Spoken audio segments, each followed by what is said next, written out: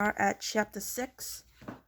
The Castle Ireland, the seat of King Duncan's rule, was a building of majestic beauty. The tall spire-topped towers and soaring buttress had an almost lifelike grace to them that belied the strength and solidity of the castle. It was beautiful, surely enough, built in huge blocks of honey-coloured hard stone, but it was almost impregnable as well.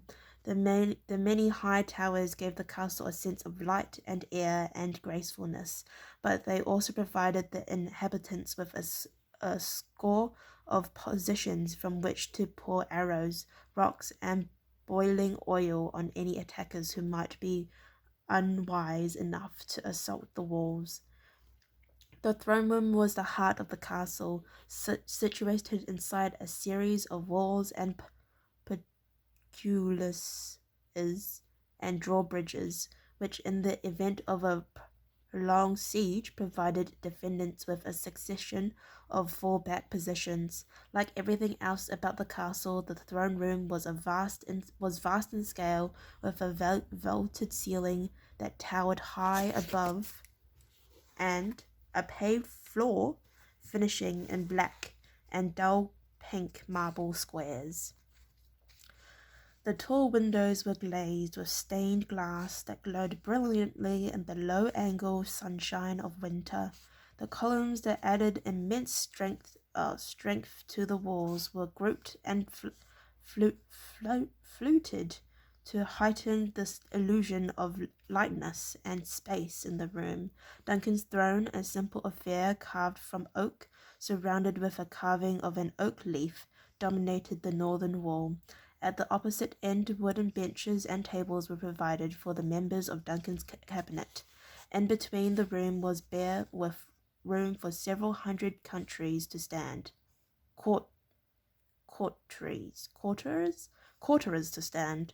On ceremonial occasions, they would throng the area there brightly coloured cloths and coats of arms catching the red, blue, gold, and orange light that spilled through the stained glass windows, sending highlights sparkling from their polished armor and helmets.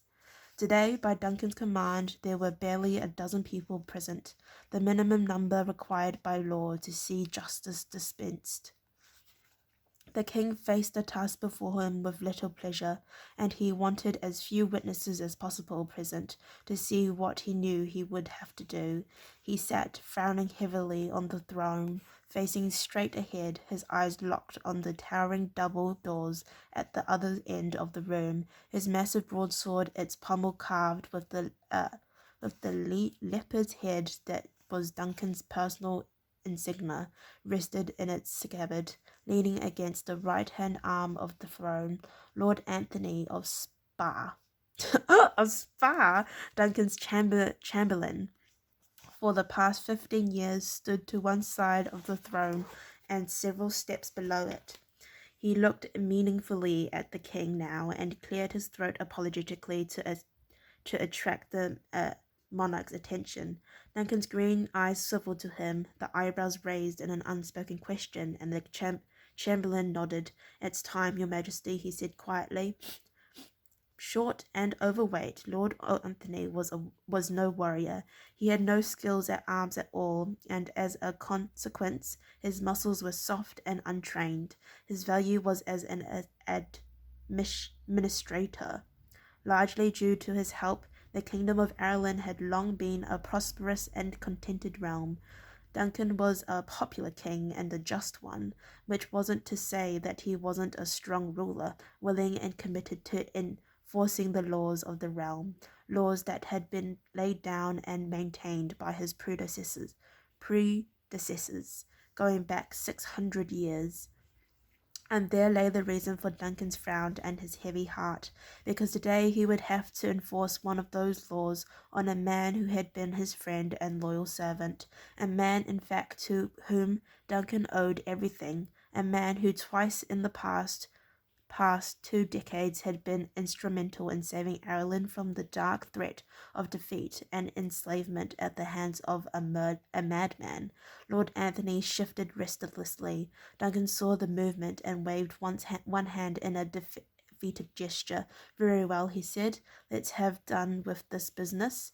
Anthony turned to face the throne room. The few people gathered there stirred at the movement, looking expectantly towards the doors. The Chamberlain's symbol of office was a long ebony staff shod in steel. He raised it now and brought it down twice on the flagstone floor. The ringing crack of steel on stone echoed through the room, carrying clearly to the men who waited beyond the closed doors. There was a slight pause, then the doors swung open almost soundless on their well-oiled, perfectly balanced hinges. As they came to a stop, a small party of men entered, proceeding at a ceremonial slow march pace to stand at the base of the wide steps leading up to the throne. There were 4 men all told. 3 of them wore the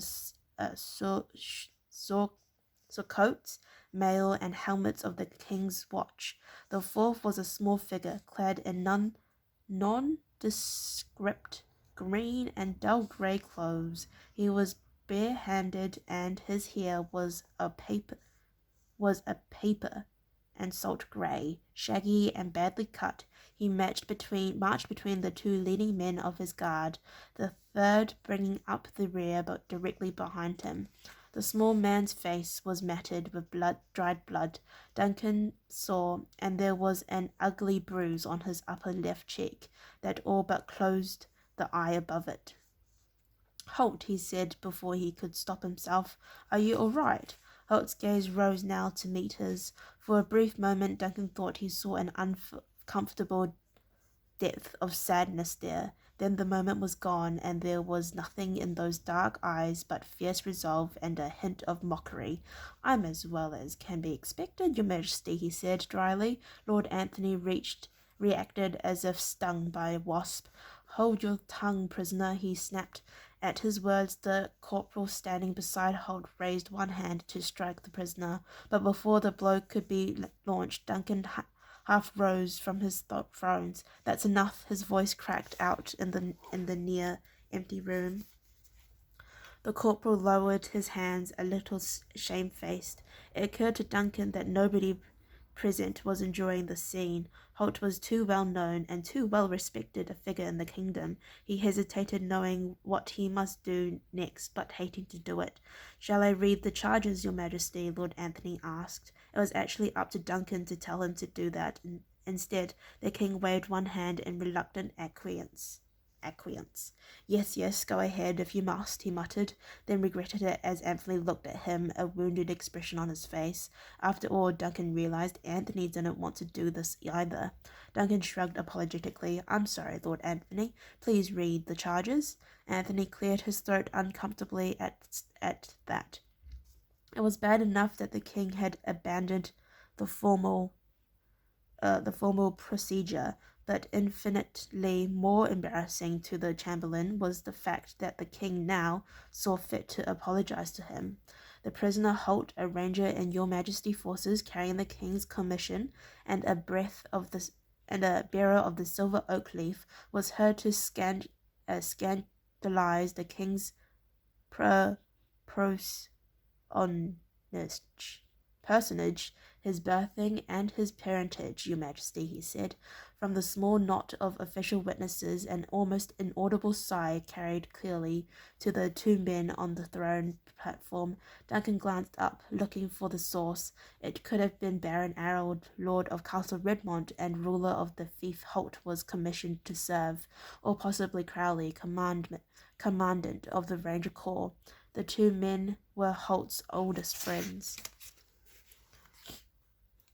"Your Majesty," Anthony continued tentatively, "I remind you that, as a serving officer of the king, such comments are in direct contravention of the person's oath of loyalty, and so constitutes a charge of treason, treacherous behavior." Duncan looked to the chamberlain with a pained expression. The law was very clear on the matter of treacherous behaviour. There were only two possible punishments. "Oh, surely, Lord Anthony," he said, a few angry words. Anthony's gaze was troubled now. He had hoped that the king wouldn't try to influence him in this matter. "Your Majesty, it's a contravention of the oath. Contravention of the oath. It's not the words themselves that are the issue, but the fact that the prisoner broke his oath by saying them in public.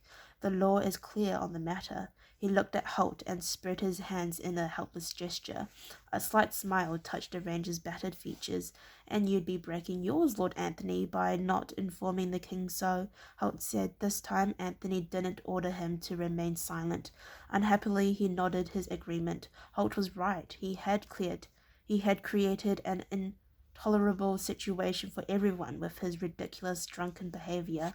Duncan went to speak, hesitating, then started again. "Holt, surely there must be some misunderstanding here," he shrugged, hoping that the ranger could somehow find a way out of the charges. Holt shrugged. "I can't deny the charges, Your Majesty," he said evenly. "I was heard to say some unpleasant things about you." And there was the other horn of the dilemma. Holt had made his appalling comments in public, in front of at least half a dozen witnesses. As a man and a friend, Duncan could, and certainly would, be willing to forgive him, but as king he must uphold the dignity of his office. "But why, Holt? Why do this to us all?" It was the ranger's turn to shrug now. His eye dropped from the king's. He muttered something in a low voice that Duncan couldn't quite make out. "What did you say?" he asked, wishing for some way out of the corner he found himself in. Holt's eyes came up to meet his again. "Too much brandy spirit, Your Majesty," he said in a louder tone. Then, forcing a humorous grin, he added, "I never had much of a head for liquid. Perhaps you could add a charge of drunkenness as well, Lord Anthony." For once Anthony's composure and sense of protocol was rattled. "Please, Holt," he began, about to plead with the ranger not to make light of the proceedings. Then he recovered himself and turned to the king. "Those are the charges, Your Majesty, admitted to by the prisoner." For a long moment Duncan sat, unspeaking. He stared at the small figure in front of him, trying to see through the defiant expression in those eyes to find the reason behind Holt's actions. He knew the ranger was angry because he had been refused permission to try to rescue his apprentice, but Duncan truly believed that it was vital that Holt remain in Ireland until the situation with Felder was resolved. With each day that passed, Morgoth's former lieutenant was becoming a greater danger, and Duncan wanted his best advisers around him to deal with the matter. And Holt was one of the very best. Duncan drummed his fingers on the wooden arms of the throne in frustration. It was unlike Holt to be able to see the bigger picture. In all the years they had known each other, Holt had never put his own interests before those of the kingdom. Now, seemingly out of spite and anger, he had allowed alcohol to cloud his thinking and his judgment. He had publicly insulted the king in front of witnesses, an action that could not be ignored, not passed off as a few angry words between friends. Duncan looked at his old friend and advisor. Holt's eyes were cast down now. Perhaps if he would plead for mercy, claim some leniency for his past servitude to the crown, anything. "Holt," Duncan began, before he realized it. The ranger's eyes came up to meet his, and Duncan made a helpless little interrogatory gesture with his hands, but Holt's eyes hardened even as they met the king's, and Duncan could tell that there would be no plea for mercy there. The greying head shook slightly in refusal, and Duncan's heart sank even further. He tried once more to bridge the gap that had grown between him and Holt. He forced a small conciliatory smile to his face. "After all, Holt," he added in a reasonable tone, "it's not as if I don't understand exactly how you feel. My own daughter is with your apprentice. Do you think I wouldn't like to simply leave the kingdom to its own devices to go and rescue her?" There is a fairly major difference, Your Majesty. A king's daughter can expect to be treated a little better than a mere apprentice ranger. She's a valuable hostage, after all. Duncan sat back a little in his chair. The bitterness in Holt's tone was like a slap in the face. Worse, the king realized Holt was right. Once the Scandinavians knew Cassandra's identity, she would be well treated while she waited to be ransomed. Sadly, he realized that his attempt at reconciliation had only widened the rift between them. Anthony broke the growing silence in the room. Unless the prisoner has anything to say in his own defense, he is adjudged guilty, he warned Holt. Holt's eyes remained on the king's, however, and once again there came that tiny negative movement of the head. Anthony hesitating, looking round the room at the other noblemen and officers gathered there, hoping that anyone might find something to say in Holt's defence. But of course there was nothing. The Chamberlain saw Baron Errol's heavy-set shoulders slump in despair, saw the pain on Crowley's face as the Ranger Commandant looked away from the scene unfolding before them all. The prisoner is guilty, Your Majesty, said Anthony. It remains for you to pass sentence. And this, Duncan knew, was the part of being king that they never prepared you for. There was the loyalty, the adulation, the power, and the ceremony. There was luxury and fine foods and wines and the best clothes and horses and weapons. And then there were the moments when one paid for all of those things. Moments like these, when the law must be upheld, when tradition must be preserved, when the dignity and power of the office must be protected, even if, by doing so, he would destroy one of his most valuable friends. The law sets down only 2 possible punishments for treason, Your Majesty, Anthony was putting again, knowing how Duncan was hating every minute of this. Yes, I know, Duncan muttered angrily, but not soon enough to stop Anthony in his next sentence. Death or banishment, nothing less, the Chamberlain intoned solemnly, and as he said the words, Duncan felt a small thrill of hope in his chest. Those are the choices, Lord Anthony, he asked mildly, wishing to be sure. Anthony nodded gravely. There are no others. Death or banishment only, Your Majesty. Slowly Duncan stood, taking the sword in his right hand. He held it out in front of him, grasping the scabbard in his right hand below the intricately carved and inlaid crosspiece. He felt a warm glow of satisfaction. He had asked Anthony twice to make sure that the Chamberlain's exact words were heard by the witnesses in the throne room. Holt, he spoke firmly, feeling every eye in the room upon him. Former King's Ranger to the Redmont Fief, I hereby, as Lord of this realm of Ireland, declare you to be banished from all my lands and holdings. Again, there was that small intake of breath throughout the room as the listeners felt the relief of knowing that the sentence was not to be death. Not, he realized, that any of those present would have expected it to be, but now came the part they weren't expecting. You are forbidden under pain of death to set foot in the kingdom again. He hesitated, seeing now the sadness in Holt's eyes, the pain that the greying ranger could no longer hide. Then he completed his statement. For the period of 1 year from this day. Instantly there was uproar in the throne room. Lord Anthony started forward, the shock evident on his face. Your Majesty, I must protest. You can't do this. Duncan kept his face solemn. Others in the room were not quite so controlled. Baron Errol's face, he saw, was creased in a broad smile, while Crowley was doing his best to hide a grin in the grey cowl of his granger's cloak. Duncan noted with a grim sense of satisfaction that for the first time this morning Holt was somewhat startled by the turn of events, but not nearly so much as the loudly protesting Lord Anthony. The king looked at the Chamberlain, his eyebrows raised in question. Can't, Lord Anthony? He questioned with great dignity. Anthony hurriedly retreated the statement, realizing that it was not his part to issue orders to the king. I mean, Your Majesty, banishing is, well, it's banishment. He concluded lamely. Duncan nodded gravely. Quite so, he replied, and as you told me yourself, it's one or of only 2 choices that I can make. But, Your Majesty, banishment it's total. It's for life.